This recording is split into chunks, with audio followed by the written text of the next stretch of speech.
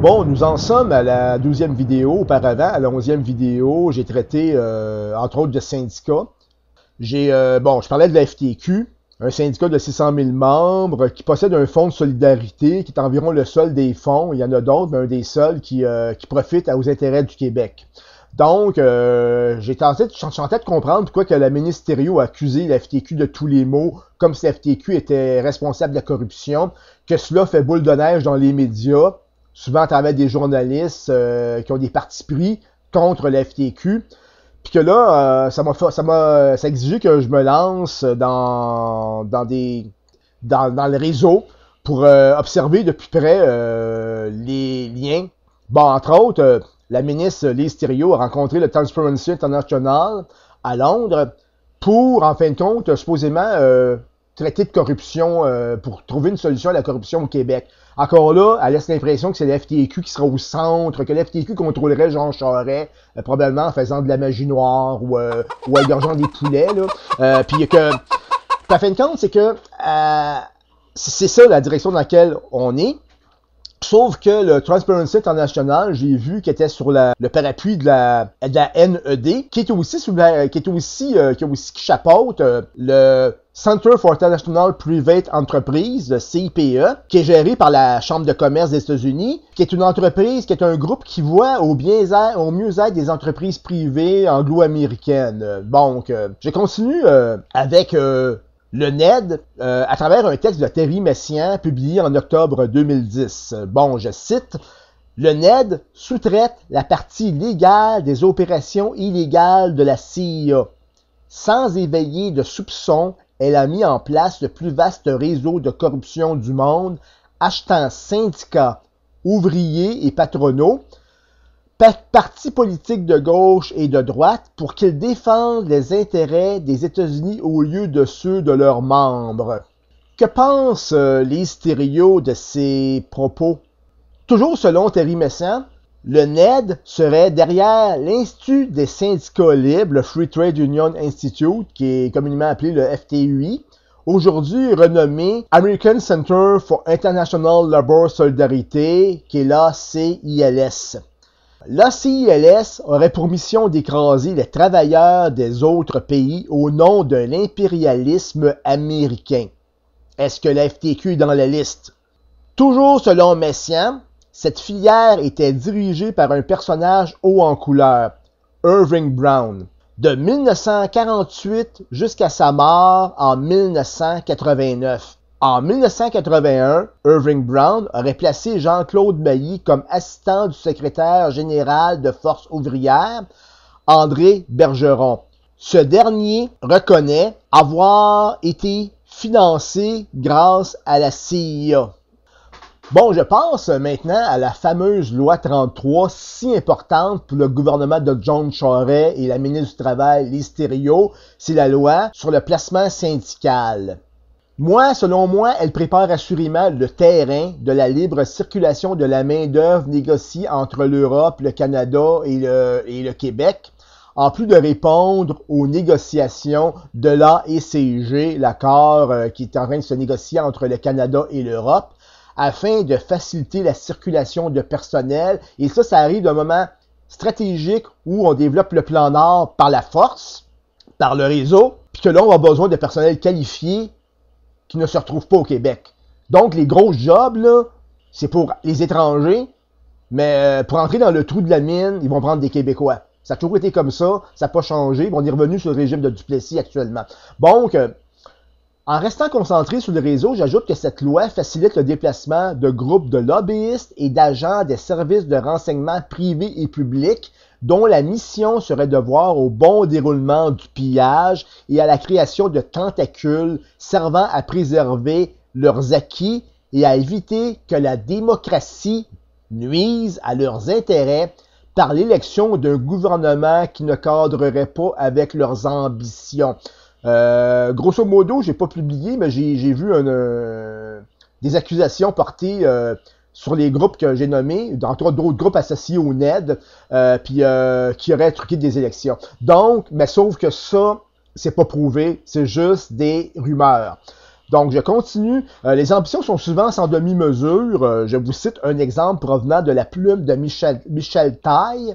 Des témoins accusent la pétrolière franco-britannique Perenco d'avoir financé une milice d'extrême droite colombienne responsable d'au moins 50 000 morts, dont des guérillas. C'est généralement des gens qui s'opposent aux entreprises, à la dictature des gouvernements, des militants de gauche, des paysans et des vagabonds. L'organisation parfaite pour faire jouir la droite québécoise si nous ajustions à la liste des travailleurs syndiqués et des baby boomers. Ajoutons à cela les conséquences du leader et fondateur de cette milice, Carlos Castafiore. Carlos Castafiore collaborait avec les services de renseignement américains pour lutter contre le trafic de drogue en même temps qu'il aurait aidé la production de cocaïne. On n'est pas en Colombie, mais si on minimise les risques de troquer les biens du Québec avec le réseau de John, nous pourrions simplement anticiper des actes criminels d'agents de services de renseignement publics et privés servant à dénigrer auprès de la population des syndicats ou encore des Autochtones. Si des tensions apparaissaient sur des chantiers, dont ceux du Plan Nord, mais encore la mise en place d'outils pour contrôler les syndicats comme le ferait la CILS serait assurément au menu pour éviter que les syndicats deviennent des obstacles aux ambitions du réseau. J'explique. Pour servir les globalistes, l'État doit se désengager en se coupant de l'expertise de ses fonctionnaires, les seuls qui peuvent rapporter des gestes illégaux tels des déversements toxiques, pour ne prendre que cet exemple. L'État se désengage, ces gens-là ne font plus leur travail. Sauf qu'il reste une autre entité qui est le mouvement syndical. Et même en répétant des mantras dans les médias pour attaquer les syndicats, le créneau reste le même. Le mouvement syndical peut prendre la relève de l'État lorsque ce dernier ne fait pas son travail correctement. Puis là, c'est bien sûr, on peut dire, ouais, mais là, s'il n'y a pas de ouais là, c'est que c'est ça la réalité. Quand l'État se désengage, c'est des communautés de travailleurs, généralement, qui font le travail de l'État, puis l'État n'aime pas ça.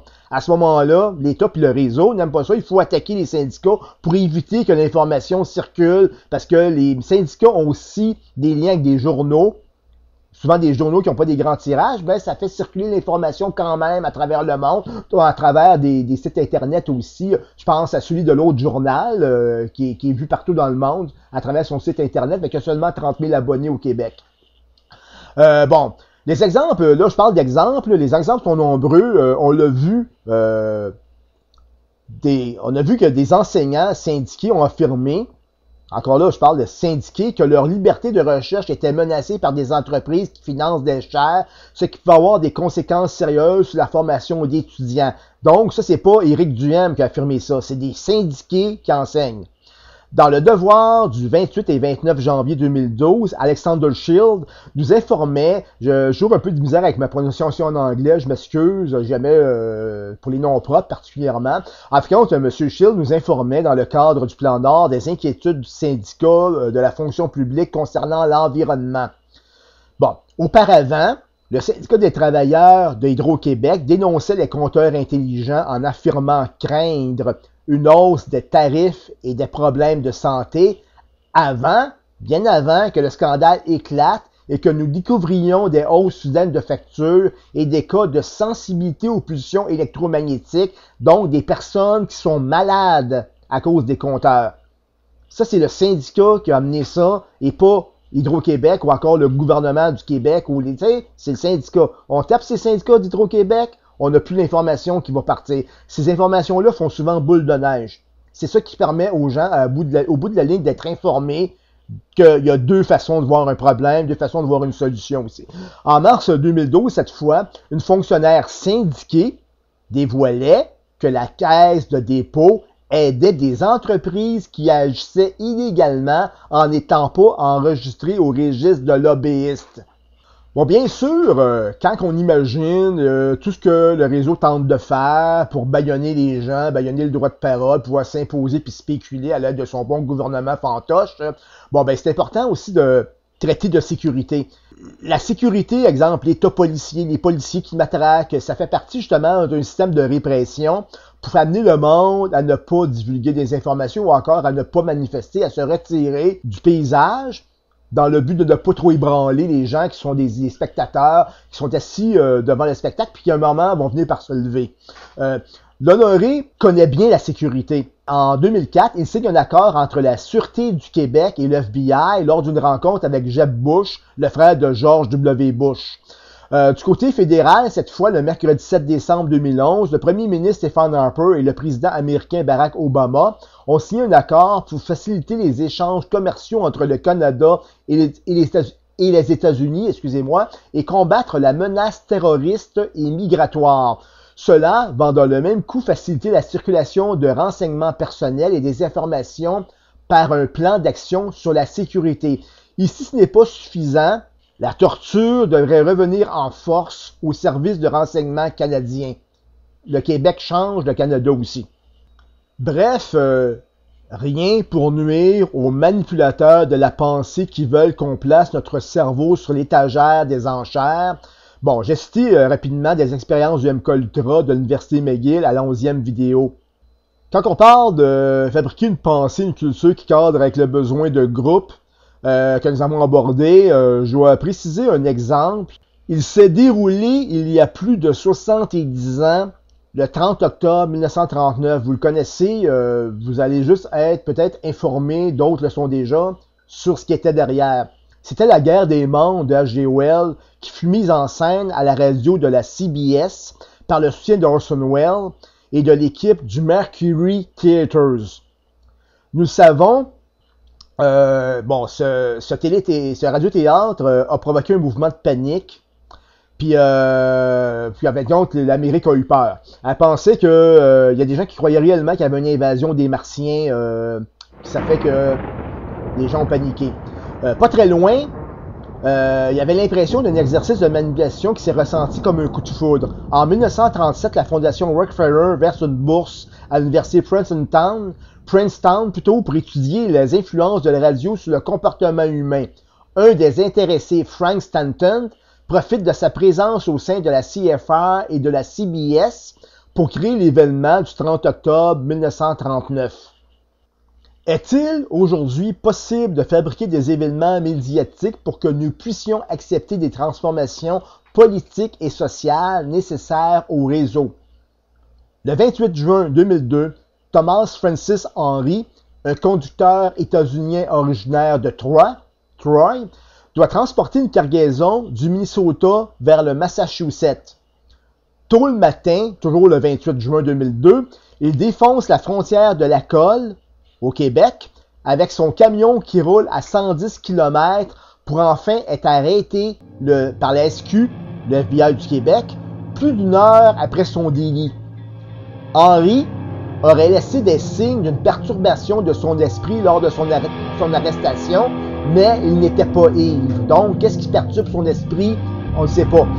La même journée, John Manley, ministre des Affaires étrangères à l'époque et membre de la Commission trilatérale, signe l'accord FAST avec son homologue américain afin de mieux gérer le trafic des poids lourds entre les États-Unis et le Canada. On passe à la 13e partie. Merci.